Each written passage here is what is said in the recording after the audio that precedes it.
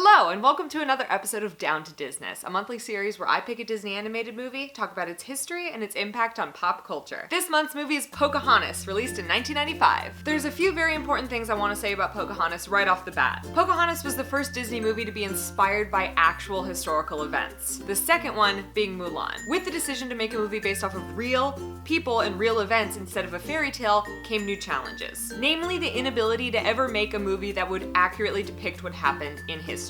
It wouldn't make a good children's film, let's just say that. So was it a mistake to make a movie that was never going to accurately depict Pocahontas' real life? That is not what I'm going to talk about today. I will leave it as saying that it's a very important question to think about, but Down to Disness is a show about Disney history and how animated movies shaped animation, pop culture, film history, and the Disney Company. Like I said, Pocahontas was the first Disney movie to be based off historical events, opening new doors for new stories to be told, like Mulan. It was also the first Disney movie to feature an interracial couple. In an attempt to be as authentic as possible to Native American culture, Disney hired mostly Native American voice actors for their roles. Exceptions include Mel Gibson as John Smith and Christian Bale as Thomas. Christian Bale was actually kind of the reference model for Thomas. He was quoted as saying that he was sketched by Disney animators to use for Thomas's movements. This was also the first movie that Mel Gibson ever sang in.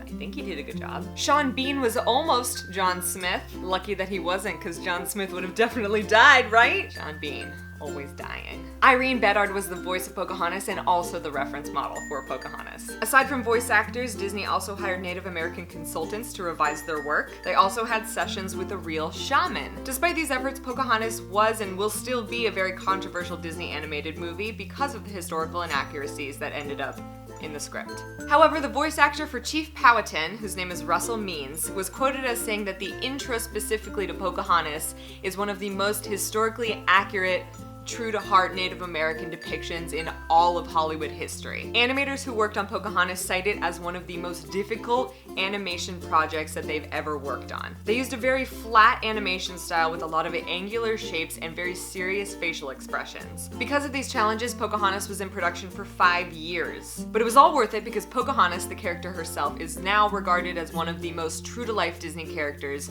of all time. As with many Disney movies, a lot of things changed between development and production on Pocahontas. For example, in early drafts of the script, Grandmother Willow was a man. He was supposed to be more like Old Man River, and Gregory Peck was even offered the role, but he turned it down because he truly felt that the character needed to be a mother to Pocahontas because she didn't have one. Eventually, the filmmakers agreed with him, and they changed the character. Additionally, in early drafts, Meeko and Flit were supposed to talk, but then were made to be mute because the tone of the movie is pretty serious and they didn't want to have these kitschy sidekick characters yapping all over the place. But also, it wasn't just gonna be Meeko and Flit. There was another sidekick character that got scrapped. Red Feather, a turkey to be voiced by John Candy, was going to be another one of Pocahontas's furry friends, or feathered friends. John Candy unfortunately died during production on this film, so they scrapped the character. Pocahontas premiered on June 23rd, 1995, which was actually the 400th anniversary of the real-life Pocahontas' birthday.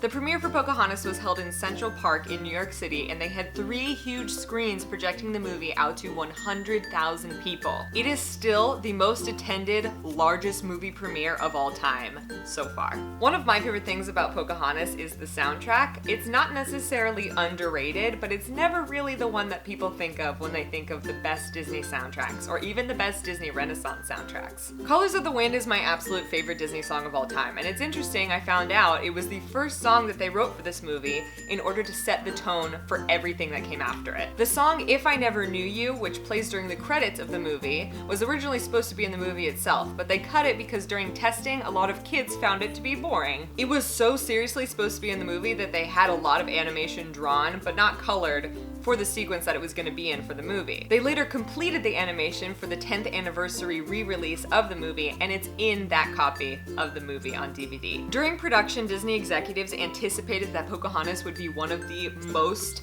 important and best received Disney animated movies yet. Unfortunately, it didn't do as well as they anticipated, mostly because it had so many adult themes and had a more serious tone to it. Kids just didn't really see it as a fun movie they wanted to watch over and over again. It's interesting now because I see within the Disney fandom that Pocahontas is one of the most popular movies in the Disney Renaissance or Disney animation history. Pocahontas herself is groundbreaking. The whole Disney Renaissance is just a slow growth of independent women. She doesn't see a reason to have these divisions between people, and that's all something we can get behind, am I right? In terms of Disney history, Pocahontas was really a boundary-pushing movie. It was like, let's make a movie about history, let's make a movie about race relations, things that they had probably very heavily avoided in the past. Those boundaries needed to be broken. Whether or not this was the way to do it is up for debate, but it happened, and it's probably the reason that we have a lot more diversity in Disney movies now. I hope you enjoyed learning a little bit more about Disney's Pocahontas. As always, leave in the comments below what movie you would like me to do next on Down to Disness. Also, let me know what your favorite thing is about the movie Pocahontas, and I will see you guys next time for more Down to Disness. Bye!